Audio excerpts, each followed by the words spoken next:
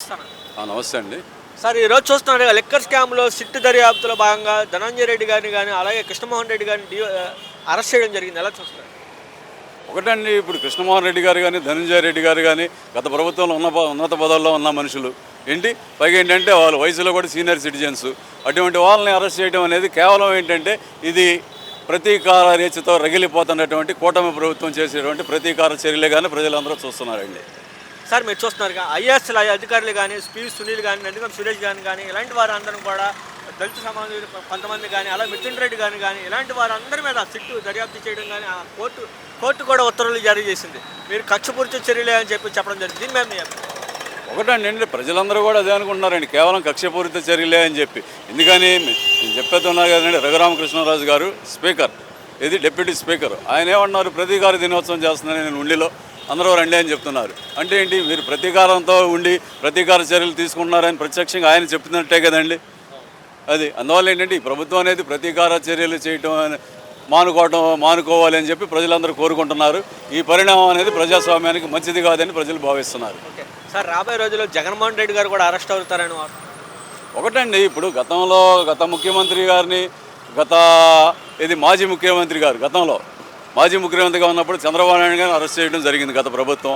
అందువల్ల ఏంటంటే దానికి ప్రతీకారంగా ఇవాళ మాజీ ముఖ్యమంత్రి జగన్మోహన్ రెడ్డి గారిని అరెస్ట్ చేయడం అనేది పెద్ద ఆశ్చర్యం ఏం కాదండి. ఎందుకని ఇక్కడ అంతా కూడా ఎలా జరుగుతుందంటే పగా ప్రతీకారంతోనే నడుస్తున్నాయండి ప్రభుత్వాలన్నీ కూడా. ఒక ఆంధ్రప్రదేశ్లోనే కాదు, మీరు తెలంగాణలో గమనించినా అదే పరిస్థితి, మహారాష్ట్రలో చూసినా అదే పరిస్థితి, బెంగాల్లో చూసినా అదే పరిస్థితి. అంటే ప్రతి రాష్ట్రంలో జరుగుతున్న చర్యలేనండి ఇవన్నీ కూడా. అంటే మీరు చూస్తున్నారు ఈ రాష్ట్రంలో జరుగుతున్నటువంటి దాడుల మీద కానీ సంఘటనల మీద కానీ మీ అభిప్రాయం ఏంటారు? ఒకటండి, ఏంటంటే ఒక సామాన్య ప్రజలుగా మేము కోరుకునేది ఏంటంటే అధికార పార్టీ కానీ ప్రతిపక్షంగా కూడా కానీ ఏంటంటే వాళ్ళని విమర్శించుకుని వాళ్ళు పగలో ప్రతీకారాలు తీర్చుకుని ప్రజలను నిర్లక్ష్యం చేయడం వల్ల ప్రజలకి ఏ మాత్రం కూడా ఏ సంక్షేమ పథకాలు కానీ అభివృద్ధి కానీ నోచుకోలేకపోతున్నారు. అది అందువల్ల ఏంటంటే ప్రతిపక్షం కానీ అధికార పార్టీ కానీ సమన్వయంతో పనిచేసి ప్రజలకి సంక్షేమ ఫలాలు అందించడం అనేది కావాలి అని ప్రజలు కోరుకుంటున్నారు.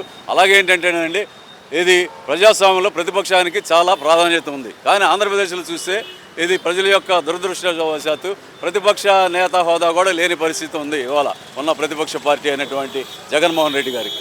అంటే మీరు చూస్తారు కదా, జగన్మోహన్ రెడ్డి గారు నా ప్రతిపక్ష హోదా ఇవ్వండి, నాకు మాట్లాడే సమయం ఇవ్వండి అని చెప్పినా సరే ఎందుకు పట్టించుకోవట్లేదు అంటారు ఈ కూటమి ప్రభుత్వం? ఒకటండి, ఏంటంటే ప్రజావాణి వినిపిస్తారు అనేటువంటి ఒక భయంతోనే ఆయనకి అసెంబ్లీలో మేము ఎమ్మెల్యేకి ఇచ్చినట్టు 5 నిమిషాలు ఇస్తాము, అంతకన్నా మేము ఇవ్వము అని చెప్తున్నారు. అక్కడే వాళ్ళు భయపడుతున్నట్టు తెలుస్తుంది. ఎందుకని ఇప్పుడు కూడా జగన్మోహన్ రెడ్డి గారు చెప్పారు ఏమని, వైఎస్ఆర్సీపీ అనేది గలం విప్పలేని పేద ప్రజల యొక్క గలం వినిపించడానికే వైఎస్ఆర్సీపీ ఉందని చెప్పి గతంలో కూడా జగన్మోహన్ రెడ్డి గారు చెప్పారు. అందువల్ల ఏంటంటే ఆ మాటని ప్రత్యక్షంగా అసెంబ్లీలో చేసి చూపిస్తారు, ప్రజా గలం వినిపిస్తారు అన్నటువంటి ఒక భయంతోనే ఆయన్ని మీకు ఎక్కువ సమయం ఇవ్వలేము, మీకు ప్రతిపక్ష నాయకుడి హోదా కూడా ఇవ్వలేము అని చెప్పడం జరుగుతుంది. ఆ రకంగా చూసినట్టయితే ఏంటంటే జగన్మోహన్ రెడ్డి గారికి భయపడే, ఆయన యొక్క గలానికి భయపడే వీళ్ళు అవకాశం ఇవ్వట్లేదు అనేది తేటతెల్లమవుతుంది. సార్ మీరు చూస్తున్నారు ఇప్పుడు పాదయాత్ర చేస్తారు 2027 నుంచి పాదయాత్ర మొదలవుతుందని చెప్పి వార్తలు వస్తాయి వైఎస్ఆర్సీపీ నుంచి. ఒకటండి, పాదయాత్ర అనేది దానికి అంకురార్పణ చేసింది దివంగత మహానేత వైఎస్ రాజశేఖర రెడ్డి గారు. ఆ తర్వాత పాదయాత్రలు చేసినటువంటి ప్రతి ఒక్క నాయకులు కూడా చాలామంది అధికారంలో రావడం చూసాము. పైగా జగన్మోహన్ రెడ్డి గారికి అసలు కొత్త ఏమీ కాదు, పైగా వైఎస్ కుటుంబానికి అసలు కొత్త కాదు.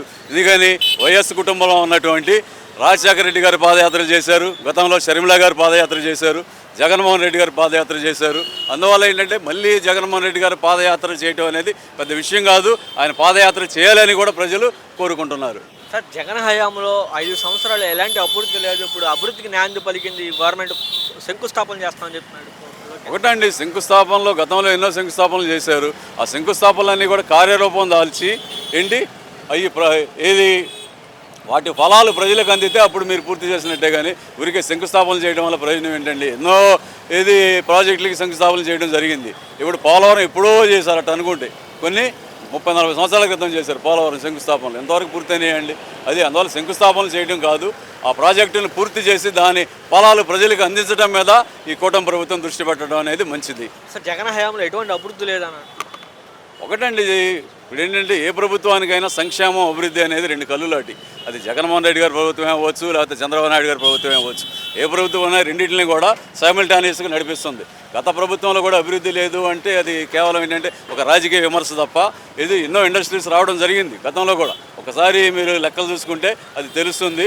అందువల్ల ఏంటంటే జగన్మోహన్ రెడ్డి గారి ప్రభుత్వంలో కూడా అభివృద్ధి అనేది జరిగింది. కాకపోతే ఏంటంటే అభివృద్ధి కన్నా సంక్షేమానికి పెద్ద పీట వేశారు. ఎందుకని సంక్షేమ సామ్రాట్ ఆయన. ఏంటి సంక్షేమమే అసూయపడేంత సంక్షేమం ఆంధ్రప్రదేశ్ ప్రజలకు అందించినటువంటి ఒక గొప్ప సంక్షేమకారి జగన్మోహన్ రెడ్డి.